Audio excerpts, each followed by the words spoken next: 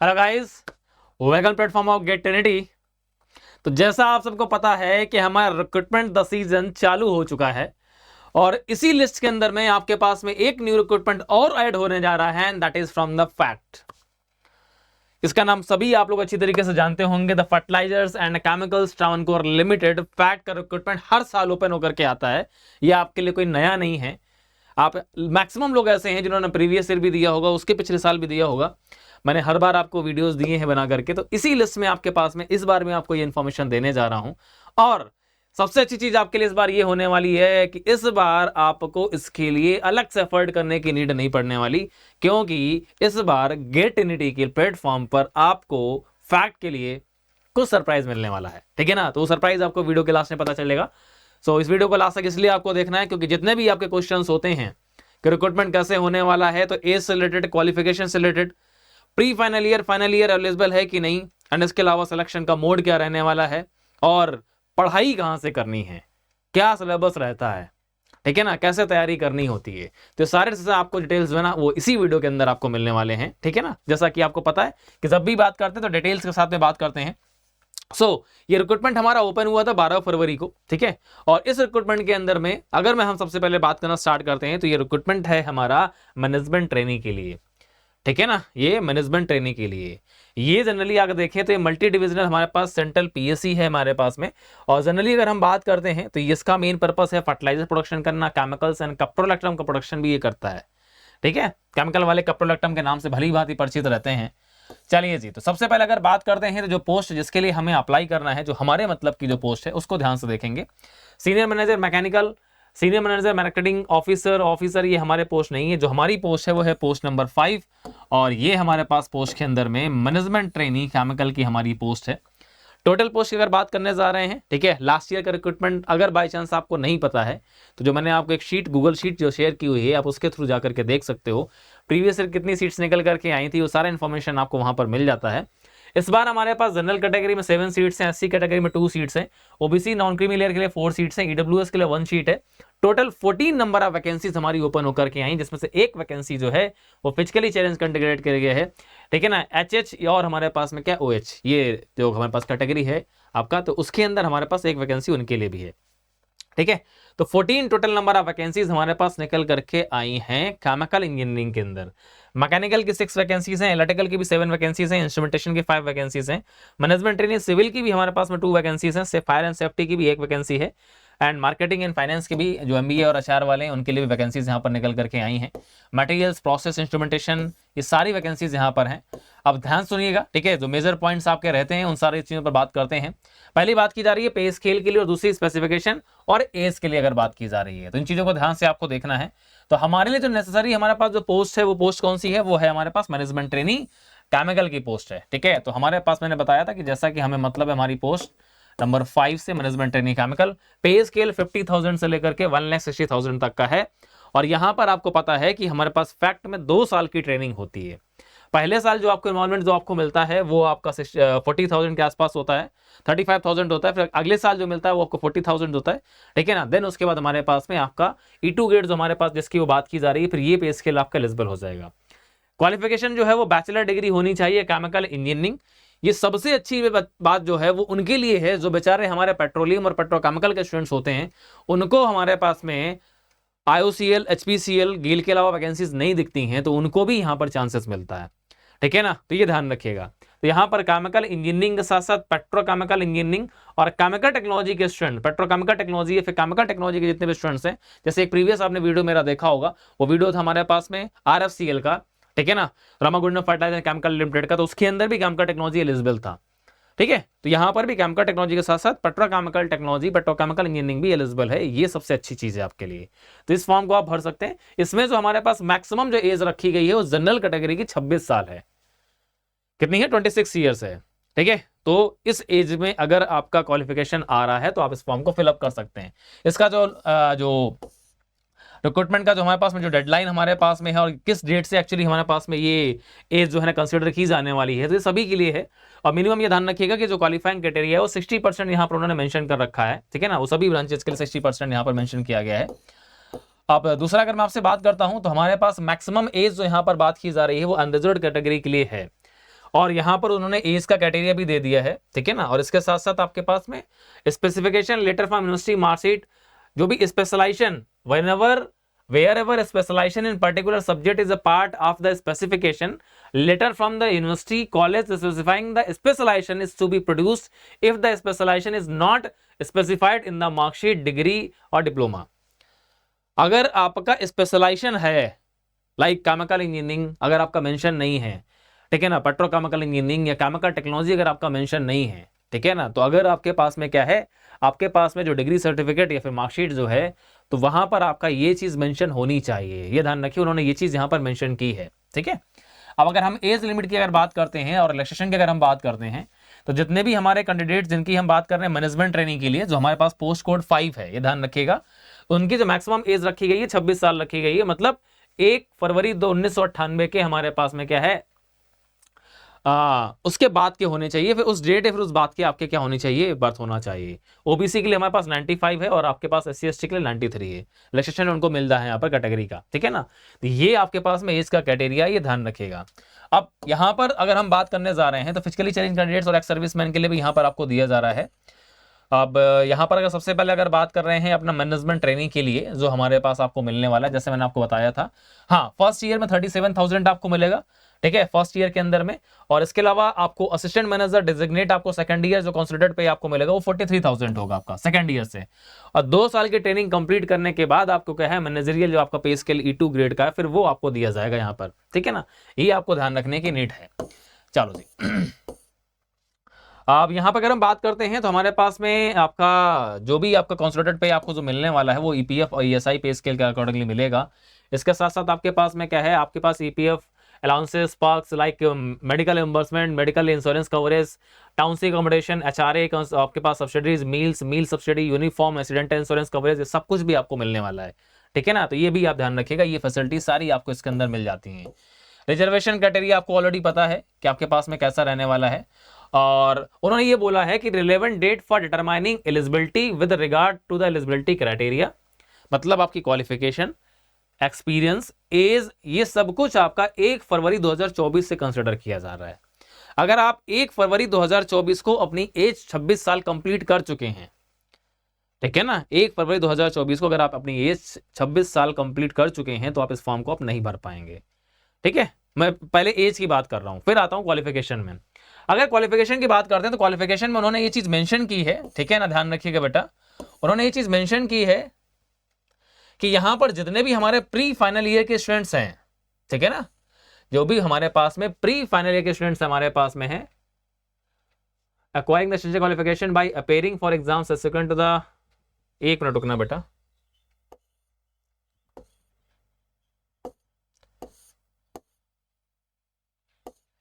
जितने भी हमारे प्री फाइनल के स्टूडेंट्स हैं वो सारे के सारे कैंडिडेट भी इस फॉर्म को भरने के लिए एलिजिबल हैं। वो लाइन कहाँ गई, मैं ये ढूंढ रहा हूं, हाँ मिल गया, ठीक है ना, ये रहा हमारे पास में। Candidates appeared for final year final semester exam and awaiting result of prescribed essential qualifications specified, ठीक है ना, for post code 3 to 14 and SC/ST candidate for post code 15 to 16 may also apply, वो अप्लाई कर सकते हैं, ठीक है ना। अगर आप अप्लाई कर सकते हैं तो मीन्स आपके पास में ये भी ऑप्शन रहेगा कि आप उनका रिटन एग्जाम दे पाएंगे, लेकिन इंटरव्यू पर जब आप जाएंगे तब तक आपके पास में क्या है, आप उन्होंने बोला है acquiring the essential qualification by appearing for exam subsequent to the relevant date will not be accepted under any circumstances, ठीक है ना, ये आपको ध्यान रखना है। तो आप लोग जो प्री फाइनल ईयर वाले कैंडिडेट्स हैं वो लोग इस फॉर्म को फिलअप कर सकते हैं, ठीक है ना, वो उन्होंने ये चीज बोला हुआ है। परसेंटेज मार्क्स हमारे पास में जो रखा गया है, तो SC एंड ST कैंडिडेट को छोड़ करके बाकी सभी के लिए जो है 60% क्राइटेरिया है। SC ST फिजिकली चैलेंज का 50% है, बाकी सबका 60% क्राइटेरिया यहाँ पर रखा गया है। जैसा कि आपको पता है राउंडिंग ऑफ हमारे पास में क्या यहाँ पर नहीं चलने वाली है, उन्होंने पहले ही मेंशन कर दिया है, ठीक है ना। और जो भी अगर बात करें minimum percentage of marks in the specification column shall be percentage, जो लोग फाइनल ईयर वाले होंगे वो बोलेंगे सर हमें कैसे भरना है फॉर्म को, तो आपको aggregate of all semesters years irrespective of the weightage given by any particular semester year by the institute, आपको सारे के सारे ईयर्स का एक एग्रीगेट भरना है, ठीक है ना। तो आपके सारे सेमेस्टर्स का एग्रीगेट 7 सेमेस्टर तक का एग्रीगेट अगर आपका 60% है तो आप इस फॉर्म को भर सकते हैं। बाकी जिनके पास डिग्री है उनको तो अपना परसेंटेज पता है, ठीक है ना, तो वो लोग इस फॉर्म को भर सकते हैं। चलिए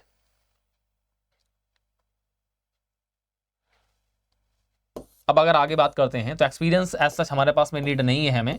अब आते हैं सबसे बड़ा जो हमारे पास क्राइटेरिया है वो ये है हमारे पास में एप्लीकेशन फीस पहले देख लेते हैं। 1180 रुपए 1180, जिसमें से हमारे पास 1000 रुपए आपकी फीस है और आपका 180 रुपीज जो है वो आपका जीएसटी चार्जेस है, ठीक है। तो ये आपको टोटल फीस आपको पे करनी है। किसके लिए है ये जो फीस आपकी है वो अनरिजर्व कैंडिडेट्स के लिए, ओबीसी और ईडब्ल्यूएस के लिए है। जितने भी हमारे पास में क्या है एससी एसटी कैंडिडेट्स हैं और इंटरनल कैंडिडेट्स हैं उनको यहाँ पर हमारे पास में क्या है, उनको यहाँ पर कोई भी हमारे पास में फीस आपको पे नहीं करनी है, ठीक है ना। चलिए जी, अब आता है मेथड ऑफ सिलेक्शन। तो हमारी जो पोस्ट है, हमारी पोस्ट कोड 5 है, पोस्ट कोड 5 यहां पर आती है। यहां पर जो हमारा सिलेक्शन होने वाला है वो सीबीटी के थ्रू हो रहा है, कंप्यूटर बेस्ड टेस्ट होगा, देन हमारे पास जीडी होगा, देन पीआई होगा, ठीक है ना। इसके अंदर जीडी भी है। कुछ हमारे पास में आपके पास बॉडीज ऐसी हैं रिक्रूटमेंट जहां पर जीडी होता है, लेकिन कुछ हमारे पास ऐसे जहां पर जीडी नहीं भी होता है, ठीक है ना। तो यहां पर आपको जीडी फेस करना पड़ेगा। टेस्ट हमारा जो है वो कुछ ही सेंटर्स में होता है इंडिया के अंदर, ध्यान दिएगा। दिल्ली, हैदराबाद, चेन्नई, त्रिवेंद्रपुरम और कोची, इतने ही सेंटर्स पर टेस्ट होगा रिटन सीबीटी। इसके अलावा इंटरव्यू के लिए आप जीडी के लिए आपको कोची ही जाना पड़ेगा, ठीक है ना। इंटरव्यू और रिटन के लिए आपको कोची ही जाना पड़ेगा। अब मेरी बात को यहां से आपको बहुत ध्यान से सुनना है, जितने भी स्टूडेंट्स हमारे बात को सुन रहे हैं। जो पेपर का आपका फॉर्मेट है, ये पेपर का फॉर्मेट जो आपको बताने जा रहा हूं, ठीक है ना। जितनी भी मैनेजर पोस्ट है हमारे पास जिसकी हम बात कर रहे हैं पोस्ट कोड 5 से लेकर के, पेपर का ड्यूरेशन तो 2 घंटे का 120 मिनट का है। पेपर हमारा यहाँ पे 2 पार्ट में आपको मिलेगा। जो पहला पार्ट हमारे पास में होगा उसके अंदर 60 क्वेश्चन होंगे, 60 क्वेश्चन। वो 60 क्वेश्चन के अंदर हमारे पास मैनेजमेंट एप्टीट्यूड वही होता है जो आप अभी पहले भी जानते हैं, जिसका नाम, जिसका verbal reasoning, logical reasoning, quantitative aptitude, ये सारे क्वेश्चन आते हैं, वही होता है। तो मैनेजमेंट एप्टीट्यूड के क्वेश्चंस आपके होंगे। देन हमारे पास जनरल इंग्लिश के क्वेश्चंस होंगे 10 क्वेश्चन, और 10 क्वेश्चन जनरल नॉलेज के भी मिलेंगे आपको।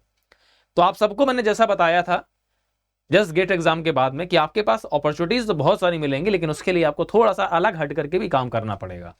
तो जैसा आपके पास प्रीवियस वीडियो में आपने देखा होगा हमारे पास में जो आरएफसीएल का रिक्रूटमेंट आया था वहां पर भी ये चीज पूछी जा रही थी, वही सेम चीज यहां पर भी रिपीट हो रही है, ठीक है। इंग्लिश यहां पर भी आने वाली है, एप्टीट्यूड आपके पास यहां पर भी आने वाला है, क्वांटिटेटिव, लॉजिकल, वर्बल रीजनिंग सारी आएगी, एंड जनरल नॉलेज के क्वेश्चंस भी होंगे। 60 क्वेश्चंस आपके टेक्निकल केमिकल इंजीनियरिंग के होंगे, 60 क्वेश्चंस टोटल। पहला जो पार्ट हमारे पास में है वहां पर 1 नंबर का क्वेश्चन होगा, ठीक है। 60 क्वेश्चन जो होंगे ये 1 नंबर के होंगे, मतलब वहां पर 0.33 की नेगेटिव मार्किंग भी है। और जो दूसरा वाला पार्ट टेक्निकल सेक्शन का है वो हमारे पास जो है उस पर हमारे पास में 1.5 मार्क्स होंगे, ठीक है ना। तो ये हो गया 90 और ये हमारे पास हो गया 60, 90 और 60 हो गया, मतलब टोटल जो मार्किंग है वो 150 है। 150 हमारे पास में टोटल मार्क्स का क्वेश्चन पेपर आपको देखने को मिलेगा, ठीक है। ये खास करके आपको ध्यान रखने की नीड है। अब यहां पर सीबीटी अगर आप देने जा रहे हैं तो यहां पर भी उन्होंने ये बोला हुआ है कि सीबीटी हमारे पास इंग्लिश और हिंदी दोनों लैंग्वेज में आपको मिलेगा, और आपके पास में आपको लैंग्वेज चूज करने का ऑप्शन भी आपके जो रिक्रूटमेंट आप फॉर्म भरेंगे, रजिस्ट्रेशन फॉर्म, वहां पर आपको दिया जाएगा, ठीक है ना। तो वहां पर भी आप लैंग्वेज चूज कर सकते हैं। इसके अलावा शॉर्ट लिस्टिंग जो कैंडिडेट की हमारे पास में होगी, group discussion interview for the post of 3 to 14 will be based on the CBT score, ठीक है ना। और यहां पर ध्यान रखिएगा कि जो हमारे पास सीबीटी में जो स्कोर आपका आएगा, जो भी वो कट ऑफ डिसाइड करेंगे, ठीक है, उसके बेसिस पर हमारे पास में क्या है, सीबीटी के अंदर कट ऑफ डिसाइड करने क्राइटेरिया उन्होंने वैसे दिया हुआ है, वो हमारे पास में है कि सीबीटी के लिए 40% मार्क्स आपके होने चाहिए। किसके लिए, वो हमारे पास में है आपके पास जो अनरिजर्व्ड कैटेगरी है। 30% हमारे पास एससी एसटी फिजिकली चैलेंज के लिए है, ठीक है ना। अगर आपके 40% मार्क्स, मतलब आउट ऑफ 150 आपके अगर 60 मार्क्स अगर आते हैं तो आपका रिटन क्वालिफाई माना जाएगा, लेकिन ये नेसेसरी नहीं है कि आपको इंटरव्यू कॉल आएगी, बिकॉज इंटरव्यू कॉल जो दी जाने वाली है वो 1:5 के बेसिस पर दी जाने वाली है, ठीक है ना। जो इंटरव्यू कॉल आने वाली है वो 1:5 के बेसिस पर दी जाने वाली है। हमारे पास यहाँ पर 14 वैकेंसीज हैं, ठीक है ना। तो यहाँ पर हमारे पास जो कॉल आएगी वो 70 लोगों के पास आने वाली है, ठीक है। तो रिटन का क्वालिफाइंग क्राइटेरिया हमारे पास 40% मार्क्स का है, ये ध्यान रखिएगा, ठीक है। चलो जी, उम्मीद है सभी को ये चीज क्लियर हो रही होगी। अब मेन चीज हमारे पास में जो आपके दिमाग में आ रहा होगा, ठीक है, कि ये सारे कंडीशंस यहाँ पर लिखे गए हैं, किस तरह से आपको जो है ना, अगर आपको सारे के सारे कंडीशंस अगर आप फुलफिल करते हैं तो उसके बेसिस पर आपको इंटरव्यू के अंदर भी 50% मार्क्स आपको लेकर के आने पड़ेंगे, ठीक है ना। और आपके पास में जो रिटर्न के जो क्वालिफाइंग मार्क्स है, अगर इंटरव्यू के अंदर अगर आपके 50% मार्क्स नहीं है तो भले ही आपने रिटर्न क्वालिफाई कर रखा हो, लेकिन आपका अगर इंटरव्यू क्वालिफाई नहीं है तो भी आप सेलेक्ट नहीं होंगे। तो इंटरव्यू के अंदर भी आपको एटलीस्ट 50% मार्क्स लेकर के आने हैं, ठीक है ना। तो ये सारी चीजें आपको नोटिफिकेशन के थ्रू आपको मिल जाने वाली हैं। चलिए, और बाकी अगर किसी के मार्क्स अगर सिमिलर होते हैं तो कैसे अपॉर्चुनिटी दी जाती है, तो सारा कंडीशंस यहाँ पर लिखा गया है। तो वो सिंपली आप सभी को पता है कि वो हमेशा जो प्रेफरेंस दी जाती है वो हायर एज वाले को दी जाती है। अब आता है हमारे पास में फिर से वही बात आती है पीवाईक्यू स्टडी मटेरियल की। तो जैसा कि आपको मैं हमेशा हर वीडियो के अंदर रिपीट करता हूं कि आपको यहाँ पर केमिकल इंजीनियरिंग के लिए थोड़ा सा फर्टिलाइजर वाला पार्ट आपको देखना पड़ेगा, बिकॉज जो भी फर्टिलाइजर्स के आपके एग्जाम होते हैं उसमें फर्टिलाइजर थोड़ा पूछते हैं वो अच्छा खासा, ठीक है। तो सीटी तो आपको थोड़ा सा फोकस करना पड़ेगा, लेकिन इसके अलावा बाकी अपने बेसिक फंडामेंटल्स, चाहे हीट के हों, चाहे मास हो, चाहे वो सीआरई हो, चाहे वो थर्मो हो, ठीक है ना, इन सबके बेसिक फंडामेंटल्स आपको पता होने चाहिए। कुछ बेसिक केमिस्ट्री भी पूछी जाती है, ये कॉमन है, जितने फर्टिलाइजर्स के एग्जाम आपको देखने को मिलेंगे वहां पर ये आपको देखने को मिलेगा ही मिलेगा। केमिस्ट्री के अंदर इलेक्ट्रोकेमिस्ट्री भी हो सकती है और नॉर्मल केमिस्ट्री क्वेश्चंस भी आपके हो सकते हैं, ठीक है ना। तो ये पार्ट भी आप तैयार करके रखिए। इसके साथ साथ में आपका जो नॉन टेक पार्ट है जिसके अंदर में क्वांटिटेटिव एप्टीट्यूड का पार्ट आता है, तो इसके लिए जैसा कि मैंने आपको बताया हुआ है कि इसके लिए आप सिंपली आपके पास कोई भी अगर एसएससी या फिर बैंकिंग की अगर आपके पास बुक है या फिर क्वेश्चंस आपने या फिर अपने सिलेबस गेट एग्जाम के अंदर में अगर आपने पढ़े हैं इनके कॉन्सेप्ट्स, आपके पास क्वेश्चंस हैं, तो इस सेक्शन के सिर्फ आपको क्वेश्चंस के थ्रू प्रैक्टिस करनी है।